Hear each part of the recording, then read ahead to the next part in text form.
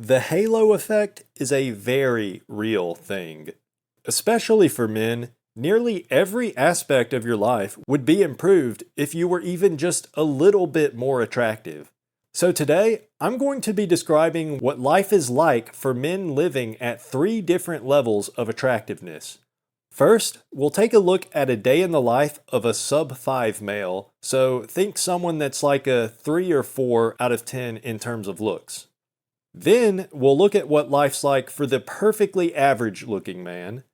And finally, we'll talk about how the Chads of the world, men who are like 8, 9, or even 10 out of 10 on the look scale, we'll talk about how these highly attractive men are living it up day to day.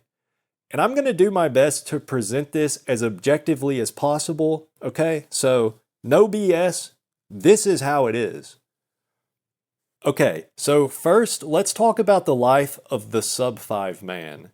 One thing to keep in mind about the sub 5 experience is that literally every aspect of your life, you're just getting metaphorically beat down time and time again.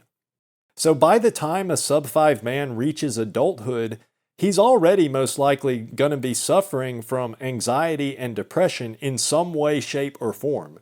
And oftentimes, that's going to manifest itself in some form of addiction. This is what is known as coping.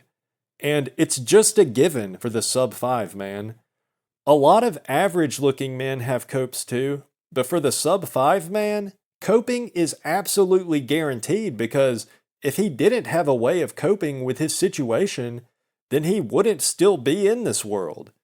So most sub 5 men wake up already in pain physically as they're hungover from the night before, and even if it's not from alcohol, he'll probably be hungover, so to speak, from something else, and he might even wake up every morning in the early stages of withdrawal from one substance or another. But the sub 5 man often doesn't wake up to an alarm because he's already either given up all hope or perhaps he just can't find steady employment because, let's face it, it's hard to get through the interview stage when other people can hardly stand to look at you. So the sub 5 man might wake up at really any time of day. It could be 11 a.m. or it could be 3:23 p.m. And it probably varies day by day because from the sub 5 man's perspective, why bother keeping a regular schedule when he's got no job to go to and nobody to go see? So after he wakes up, the sub 5 man will usually try to go right back to sleep because even if his dreams are nightmares, that's still preferable to the brutality that is his real life. So he may or may not stay in bed trying to fall back asleep, but he will eventually wake up. And when he does, he still might not get out of bed. He might just grab his phone and continue rotting there in his bed while he scrolls on Reddit or watches adult videos. This is a form of coping known as the Eldar strategy, which stands for lay down and rot. And it's a favorite for many sub 5 guys because it provides easy access to dopamine without forcing the sub 5 man to put forth any effort. But even the biggest proponents of Eldar do eventually have to get out of bed, even if only to get something to eat. And for the sub 5 man, since he's already lost any hope of ever attracting a partner, he'll typically only eat fast food and highly processed microwave slop because these things do at least provide the sub 5 man with some dopamine. And if he does opt to get some fast food, his interaction with the DoorDash courier or perhaps with the cashier at Burger King will probably be the only IRL human interaction he gets throughout the entire day. Now, there are two different directions that the sub 5 man may go.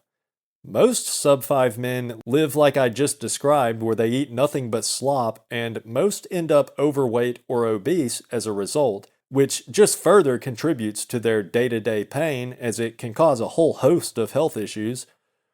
But some sub 5 men have depression that manifests in such a way as to make their appetite non-existent. So these sub 5 men actually tend to be malnourished and underweight, which is probably even worse than the alternative. And one of the biggest reasons this type of sub 5 has it worse is because they usually get even less real life human interaction because they have no desire to even go out to get something good to eat. Although a fair argument can be made that real life human interaction is actually a bad thing for the sub 5 man. See, when the sub 5 man does manage to go out into the world and interact with other human beings, he almost never experiences any human kindness.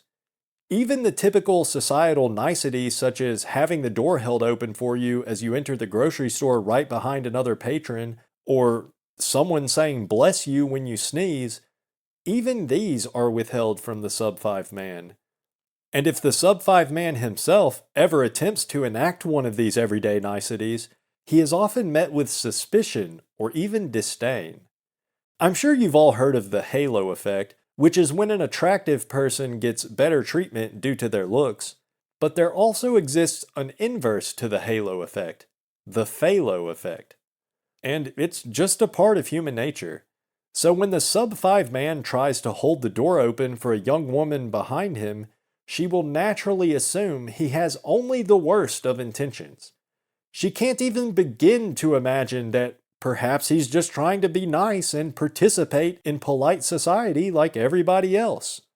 She will automatically assume he means to do her harm in some way, or perhaps that he's trying to hit on her, and she'll probably be highly offended at the very thought. So practically, how this plays out from the sub 5 man's perspective, when he attempts to hold the door open for this woman just trying to be polite, he sees her stop in her tracks, and he sees a look of disgust or perhaps even a look of fear fill her countenance. And it's the daily interactions like this that shape the sub 5 man's view of the world. He will grow to believe that the world is an evil place full of evil people, or at the very least, he will come to believe that he is worthless and nobody cares about his well-being. And in some cases, this can cause a sub 5 man to lash out violently, but more often he turns his pain inward, with his most external response simply being to sob quietly to himself as he attempts to drift off to sleep, drunken and alone. But eventually, after years of this horrible treatment, the sub 5 man will grow numb to it, and he will manage to live a relatively full-length life, perhaps working some menial low-wage job, his fraught mental state held together ticky-tacky by his many copes and addictions. For the perfectly average 5 out of 10 man, life is a significant improvement over that of the sub 5 man. The average man likely also has copes and addictions, but his are slightly more likely to be of the healthy sort. For example, since the average man still has hope that his situation could improve, he may spend his free time working out or pursuing higher education or career opportunities. And the LDAR, lay down and rot strategy, is virtually unheard of for the average man. The average man has a relatively stable job, so he always wakes up to an alarm bright and early in the morning. Too early. See, while the sub 5 man is emotionally numb to the pain his circumstances bring, the average man actively hates his life situation. Oftentimes he will cope in numerous ways, all with the goal of convincing himself of one of two things. He'll either be coping to convince himself that his life isn't that bad, or he'll be coping to convince himself that he can elevate himself to the above average position if only he just keeps working hard at it. Unlike the sub 5 man, the average man does participate in society on a day-to-day basis. He goes out into the world and he is treated with a base level of respect by most other people he comes across. He has a social life consisting of family and a few friends that love him, and he may even have a wife or girlfriend. In general, when it comes to dating, the average man faces significant struggles and is often forced to settle for a partner well below his looks match if he doesn't want to spend his life alone. He will often be treated unfairly by the women in his life, but he puts up with it because he has no other option. And when it comes to work, the average man's career life is similar to his romantic life. He is often underemployed and forced to work as a wage slave with no opportunity for advancement. And when he does manage to rise to a higher position, it's often only after years and years of brutally hard work and unfair treatment from the higher-ups. And that's essentially the story of his life. For the average man, nothing is given freely and nothing comes easily. He may not have it as bad as the sub-5 man, but his life is certainly no cakewalk.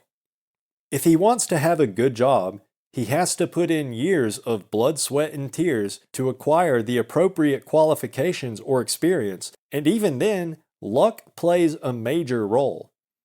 If he wants to have relations with a woman on his same level of attractiveness, it's the same thing. A lot of hard work and facing rejection over and over again, and even then, luck plays a major role. Life is not great for the average man, but it's not necessarily horrible. At the very least, he can find comfort in the fact that there are billions of other men out there in his same position. When it comes to the topic of what life is like for a Chad, a man that is either 8, 9, or 10 out of 10 in terms of looks, well, to say that Chad has a good life would be an understatement of epic proportions. For Chad, everything in life comes easy. He is naturally well-mannered and always content as everyone he interacts with on a day-to-day basis treat him not only with respect, but with admiration. In his career, he never has any trouble landing interviews, and he always knocks it out of the park. Chad has the option of either staying with one company for decades and quickly rising the ranks, or he can just as easily increase his salary time and time again as a professional job hopper, because every corporation and place of business would love to call Chad one of their own. On top of all that, Chad never has any mental health issues. He has no anxiety and no depression. He is naturally confident, fulfilled, and self-actualized. Because Chad never had any reason to doubt himself, and he never has any financial struggles or relationship struggles, he never has to waste any mental effort or time worrying about all the things that keep the average man and the sub-5 man's brains bogged down.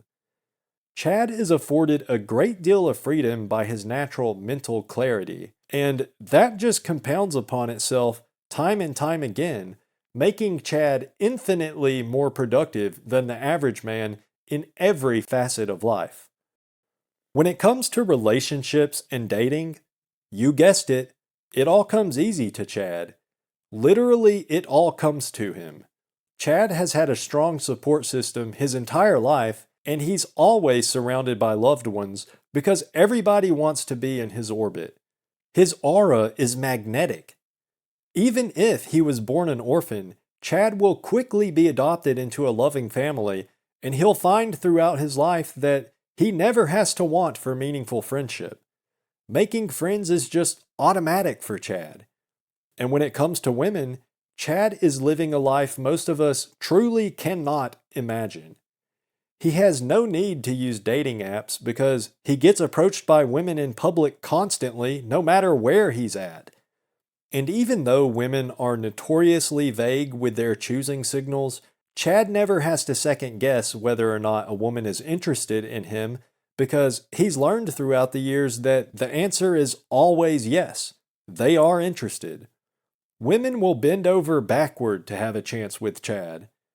Even the most faithful, down-to-earth, God-fearing woman on the planet would upend her entire life in a heartbeat if Chad so much as winked at her suggestively. Chad truly has his choice of woman out of literally every woman he comes across. The only women that might be unavailable to him are those that are already married to another Chad. Chad's life is just different. He never has to ask a woman if she's available at a certain time to do something because he already knows that she'll drop anything and everything if it's for him. Really, to put it in its simplest terms, Chad is living life on easy mode.